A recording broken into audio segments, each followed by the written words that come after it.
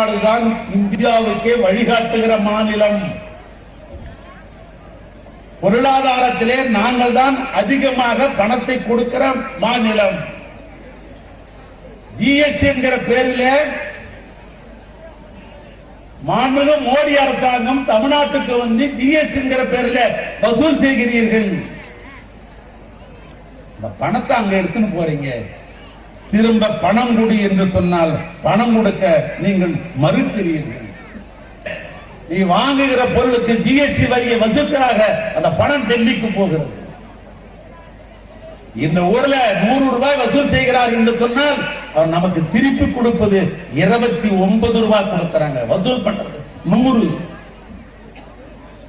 திருப்பி கொடுப்பது நமக்கு 29 ரூபாய். ஆக 1 ரூபாய் வசூல் பண்ணுகிறார்கள். திருப்பி கொடுக்கிற பொழுது 2, 3, 6, 7 என்று கொடுக்கிறார்கள். தமிழ்நாட்டில் நம்மிடத்திலே 1 ரூபாய் வசூல் பண்ணா அவன் திருப்பி கொடுப்பது 29 பைசா கொடுக்கிறார்கள்.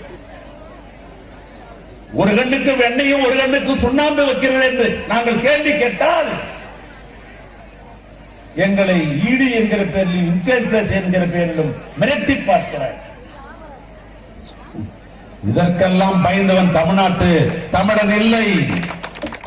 நாங்க மிசாவே பார்த்தவர்கள். இன்னும் சொல்ல போனால் தமிழ்நாட்டு முதலமைச்சர் அருமையான மு.க. ஸ்டாலின் மிசாவையே பார்த்தவர். இதை பற்றி கவலைப்பட மாட்டார். 4000 ஜீவ விருப்பத்தை தமிழ்ல தான் பாடுறோம்.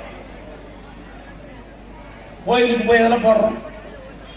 நாம போட்ட கோயில் காஞ்சிபுரத்தில் போய் 4000 ஜீவ விருப்பம் தானே பாடுறோம். ஒரு தண்ணி கொண்டாந்து கொடுத்தார். 63 நாயன்மார் அற்புதமா ஒரு புத்தகத்தோட 63 நாயன்மார் 63 நாயன்மார் 2 முறை ஏலக்காரம் மாதிரி 63 நாயன்மார்லயே பாத்தீங்கன்னா சைவ குறவர்கள் 4 பேர். அவருக்கு தெரியாது. 63 நாயன்மார்ல சைவ குறவர்கள் 4 பேர்.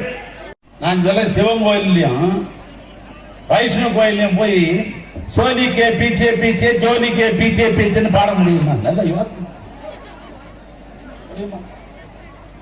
அப்புறம் எதுக்கு எங்களை போய் நீங்க ஹிந்தி படிக்கிறீங்க? ஆனால் என்ன எங்களை புரியும்? யாரோ டீ கடையில பேசுறாங்க. உத்தரமேரூர்ல 2 பேரும் உட்கார்ந்து படிச்சா என்னன்னு படிச்சா நீ முட்டாளாயிடுவ. இருமொழி கொள்கையான காசு நிறைய கை நிறைய சம்பாதிக்கலாம். நம்ம பிள்ளையுடைய வாழ்க்கை தரம் உயரும். அதை நாங்க சொல்றோம். இருமொழி கொள்கை வேணும். ஹிந்தி வேணாம். ஹிந்தி வேணும்னா நீ கொளுத்து வேலைக்கு தான் போகணும். சென்ட்ரிங் வேலைக்கு தான் போகணும். இதுவும் கிடைக்கலாம். இங்க டோல்கேட் பணம் வசூல் பண்ணணும். வேற வழி இல்லைன்னு நாங்க சொல்றோம். என்ன தப்பு? ஆனால்தான் தமிழ்நாட்டு முதலமைச்சர் சொல்லுகிறார், நம்முடைய உயிர் மூச்சாக இருக்கிற இருமொழி கொள்கை, ஒன்று தாய்மொழியான தமிழ், இன்னொன்று இணைப்பு மொழி ஆங்கிலம் என்று அழுத்தமாக சொல்லுகிறார்.